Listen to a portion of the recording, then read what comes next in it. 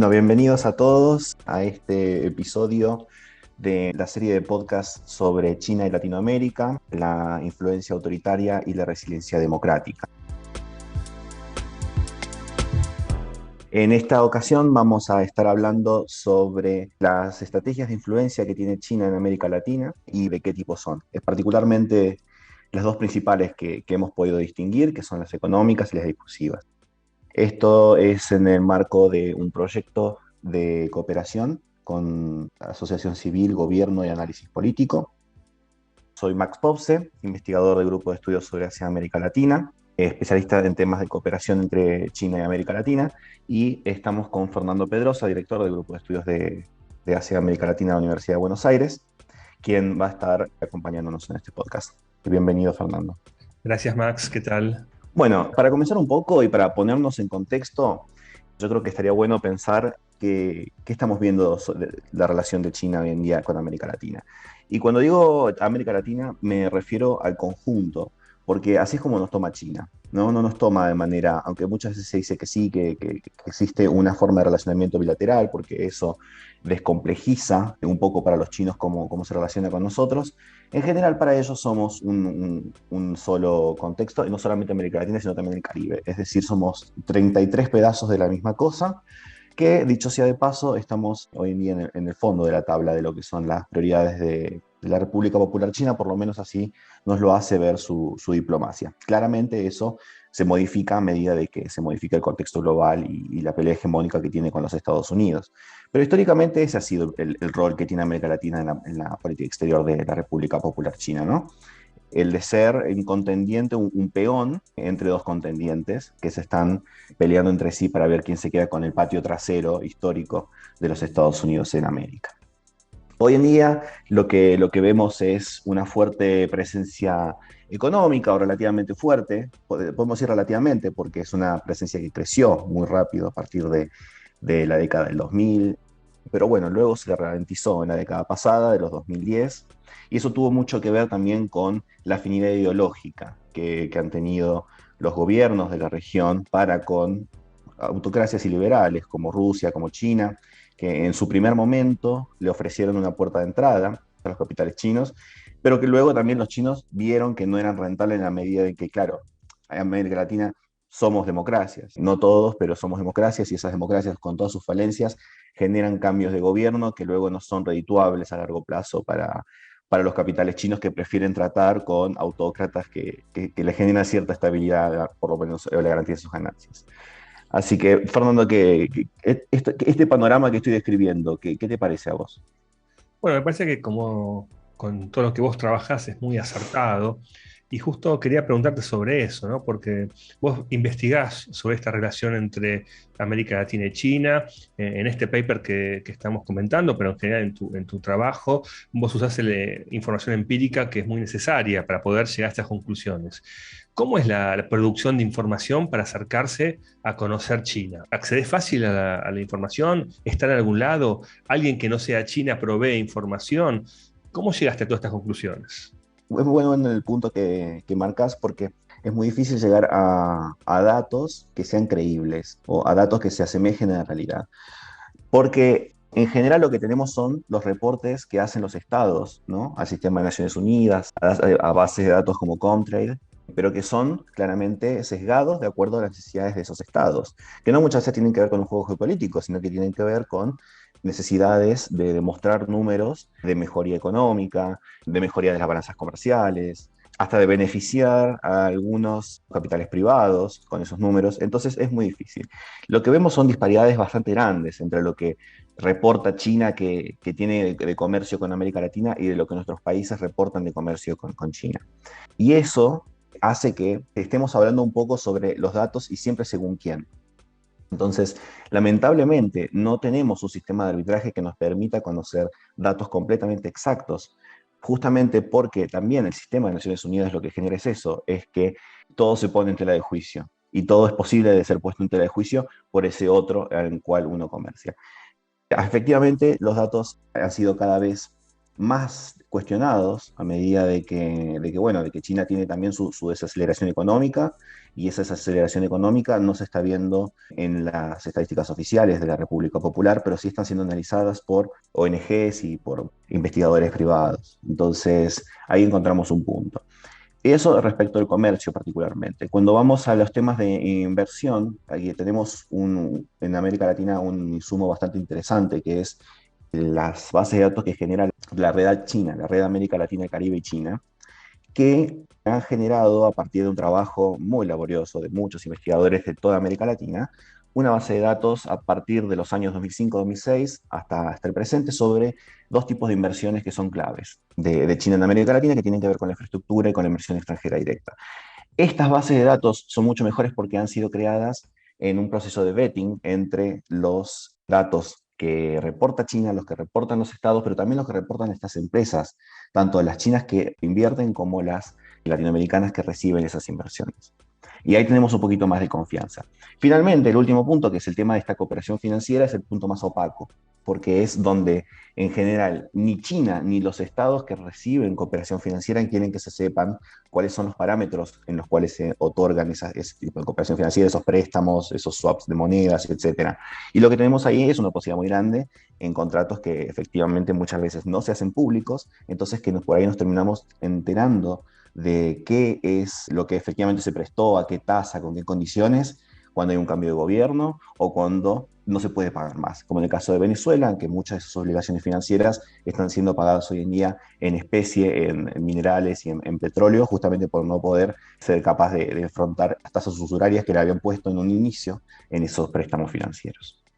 Muy bien, entonces estamos en un problema cuando queremos estudiar más profundamente ese vínculo, porque efectivamente hay confusiones, hay diferentes cifras, hay diferente información. Entonces la pregunta del millón sería, ¿la dependencia latinoamericana en general del dinero chino es tan importante como se menciona, como se nos quiere presentar? América Latina no tiene opciones más que depender de China en este sentido. Vos con tu información, haciendo un brochazo gordo, digamos, ¿no? ¿Cómo lo verías? Así, grosso modo, y teniendo en cuenta todas estas advertencias metodológicas que acabo de mencionar, lo que podemos ver es que sí, ha habido un crecimiento exponencial, como lo mencioné antes, del comercio, que pasó de cifra de alrededor de 50 mil millones de dólares en el año 2006 a más de 250 mil millones en el año 2020, de prepandemia, ¿no? Luego cae, pero luego se recupera. El problema de esta dinámica, que si vemos que hay un crecimiento exponencial bastante grande, es que ha ido en diferentes velocidades. Entonces, hubo una primer boom de cooperación entre el año 2006 y el año 2012-2013 aproximadamente, que luego se estanca, pero se estanca en términos nominales de lo que es la región. Cuando uno desagrega y ve lo que efectivamente está pasando en los países, ahí lo que notamos es que la dependencia de China, o lo que nosotros concebimos como una dependencia económica de China, depende a su vez, valga la redundancia, de cuál es la estructura institucional de los países que reciben y que cooperan económicamente. Entonces tenemos ejemplos en los cuales la relación con China, económicamente hablando, es muy perjudicial para las economías, porque son economías que en sí son cerradas, porque son proclives a estos contratos secretos o poco claros, son economías que reciben muchas veces inversiones en métodos no tradicionales, ¿no? Y lo que genera esto es que luego es muy difícil hacer una rendición de cuentas. Eso hablando de inversiones, hablando de cooperación financiera. En términos de comercio, lo que podemos ver es que muchos países tienen déficits enormes. Argentina es uno de ellos, por ejemplo, luego de la pandemia y con el hecho de tener que haberle comprado insumos sanitarios a China y demás, estamos teniendo casi $2 que nosotros importamos de China y solamente le exportamos uno, ¿no? Estamos teniendo una relación de 2-1 ahí que es muy perjudicial para nuestra balanza comercial, que de por sí es deficitaria. Esto es muy diferente en otros casos, como Brasil, como Chile, porque ellos han generado una matriz de producción que si bien está dedicada a la exportación de materias primas, y uno puede discutir mucho más extendidamente sobre los beneficios de eso, lo que se han generado son balanzas comerciales con China que son muy positivas. Entonces, Brasil, por ejemplo, tiene un ingreso neto por año de 50 mil millones de dólares gracias a esa balanza, ¿no? porque tiene esa relación inversa. Exporta $2 e importa uno solo de China. Algo parecido pasa con Chile. Entonces, esa dependencia tiene que ver con cuáles son las reglas que se ponen y cuál es la estrategia a largo plazo que tienen estos estados para mantener sus balanzas económicas estables.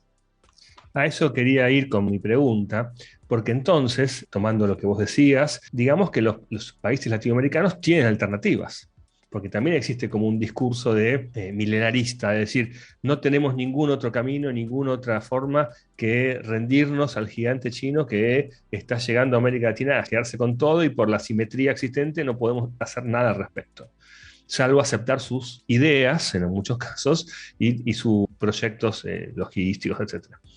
Entonces, pero no, efectivamente, Latinoamérica, incluso los países individualmente, tienen posibilidades estratégicas de pensar otras políticas, de buscar relacionarse, de tener una diplomacia inteligente, de buscar alguna forma, como se ha buscado con otras potencias a lo largo de la historia, de mantener relaciones maduras sin necesidad de comprarse todo el aparato, en este caso ideológico autoritario, que está atrás, ¿no? Claro, ese punto me lleva a, bueno, efectivamente vemos que en general la relación económica de esta dependencia no es tal, ¿no? Porque depende mucho de país en país y depende mucho de si estamos hablando de comercio, de inversiones o de cooperación financiera. Entonces, al final de cuentas, una conclusión que se puede dar del análisis de estos datos es que los países que salen perdiendo muchas veces salen perdiendo porque ellos quieren salir perdiendo, porque han tomado la decisión de tener relaciones poco inteligentes con una potencia y que además es una potencia con la cual compartimos muy poco, cultural, política, históricamente. Entonces, que requiere de un trabajo diplomático muy concienzudo. Y eso muchas veces no lo vemos. Vemos simplemente como a China como este ejemplo de que sacó a 800 millones de personas de la pobreza, entonces que es un ejemplo económico, que tiene muchos recursos para poder invertir en nuestros países y que eso nos va a sacar a nosotros. Eso es una lectura completamente simplista y que nos hemos dado cuenta de que los políticos y los estados que han llevado a cabo políticas basadas en esa lectura han fracasado. Entonces, yo creo que China, a partir de eso, también ha tenido una influencia en lo discursivo muy importante, porque al darse cuenta que muchos mercados o no puede entrar porque tiene estas restricciones institucionales, o no le conviene porque efectivamente no va a ganar dinero y por ahí va a ganar mucho más dinero una empresa, ya sea pública o privada de China, tal vez en África y no en América Latina, que además estamos en las antípodas geográficas.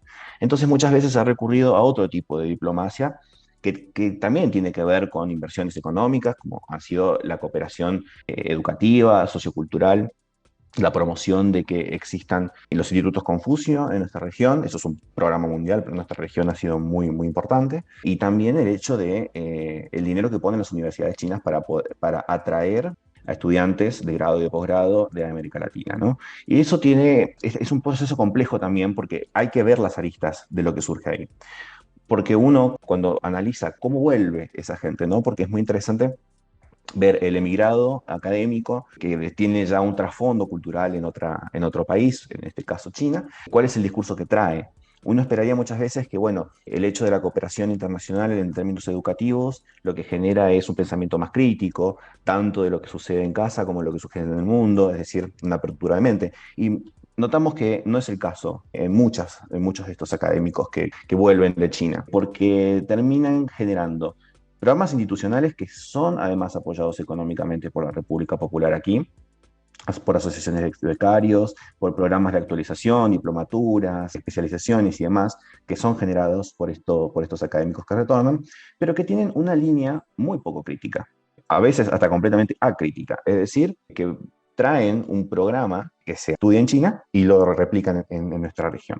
Eso tiene problemas muy graves, porque además de lo poco útil que significa traer algo sin traducirlo, sin transliterarlo a nuestros sistemas políticos culturales, lo que reproduce también es algo básico que está en el trasfondo de todo en la educación universitaria china, que es las directivas del partido, ¿no? En China la educación universitaria no es un bien en sí, sino que es algo útil para los fines del partido. Y así está expuesto en la Constitución y en todos los documentos que conocemos.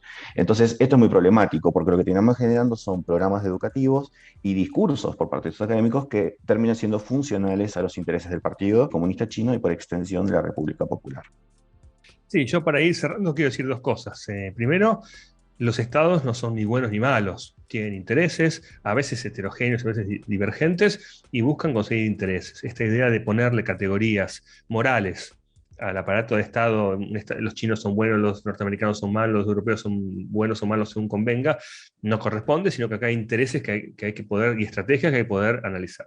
Y en segundo lugar, vos decías, bueno, hay países que hacen mal las cosas, y yo ahí pondría también un matiz, hay países muy heterogéneos donde hay sectores que les conviene para su propio poder corporativo, sus propios proyectos, trabajar para una potencia, en este caso como China, y sin importar que al resto del país le vaya mal. Es decir, no solamente no es que hay estrategias que son erradas porque hay desconocimiento, son bobos, sino que hay estrategias donde, bueno, a mí me conviene trabajar con el PC chino o con China, a veces porque es ideológico, y a veces puramente económico, ¿no? Porque me conviene una licitación o porque me conviene entregar algo en lo que voy a ganar dinero. Entonces, y a esto quiero llegar como síntesis de lo que vos decías, la importancia de los marcos institucionales democráticos, consolidados, con justicias independientes, con instituciones universitarias que trabajen en el marco de agendas científicas y académicas globales, con evaluaciones, es decir, tratar de ser un país lo más razonablemente posible en su marco del Estado de Derecho, como una forma también de obtener beneficios luego económicos o en la diplomacia o en los vínculos internacionales. Así es, Fernando, marcas muy bien el matiz, porque al final para pensar en los casos que yo mencionaba que no han sido exitosos, en el sentido de que no han desarrollado relaciones independientes y autónomas con la República Popular China, sino que han generado estas situaciones de dependencia, tienen que ver con problemas casi exclusivamente internos. Entonces, hasta que efectivamente no se resuelvan estas diferencias y estos problemas y estos intereses de élites hacia el interior de la formulación de las políticas públicas de nuestros países, va a ser muy difícil que podamos relacionarnos inteligentemente, no solamente con China, que es una potencia ascendente, pero luego tenemos a la India y tenemos a las potencias tradicionales y al sudeste asiático, si lo consideramos como un todo, que son todos actores, cada uno con sus propias complejidades, que es muy importante tener en cuenta. Hacer estas relaciones de manera inteligente y a la vez que nos sirvan, ¿no? Así que bueno, muchísimas gracias Fernando Gracias a por vos, charlar muy conmigo sobre interesante. esto Y y nos bueno, vemos. nos vemos en otra ocasión.